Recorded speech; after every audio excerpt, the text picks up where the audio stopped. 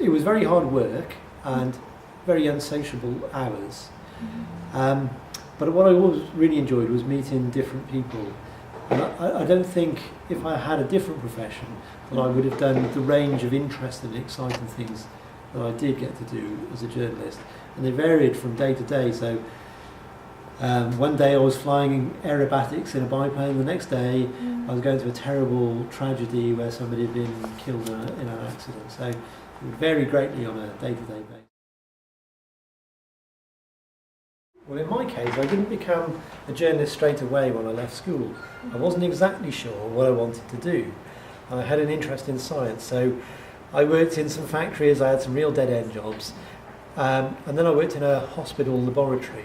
And I didn't mind doing it, but I realised it wasn't the career for me. So I went on a training course to learn how to be a journalist because I was interested in reading newspapers and watching the news, and I loved reading books. I was interested in people, so I realised I probably had the right aptitude. So I did the kind of thing that you're doing. I went on a training course to teach me how to write a story, how to conduct an interview, some bits of the media law that I needed to understand. I think the difference is when you're a journalist, every day is trying to keep up with the news, trying to think of the next story that you need to investigate, what questions you need to ask. When you're a teacher, I realise that I'm dealing with people that are trying to learn these things for the first time. So I have to go back to the basics again and try and think of new ways to engage them with the same material.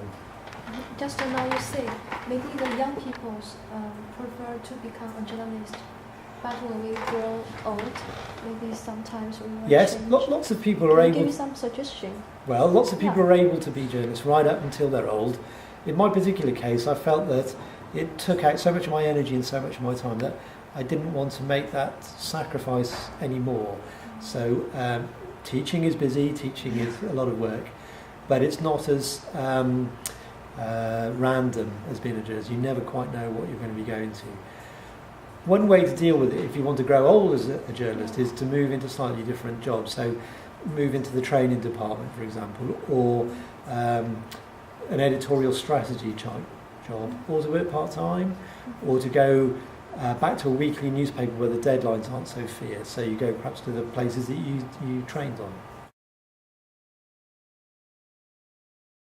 Well, web journalism, as we were saying in class, was because of the short attention span and the difficulty of reading on screen, it's very important to write in short words and short sentences, and very catchy headlines, very good pictures to draw the reader in.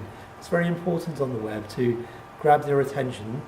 People that read the web tend to have butterfly minds, and they're able to hot link to all sorts of different places. So to maintain their interest, you need to write in a very engaging way, but in very short, simple language.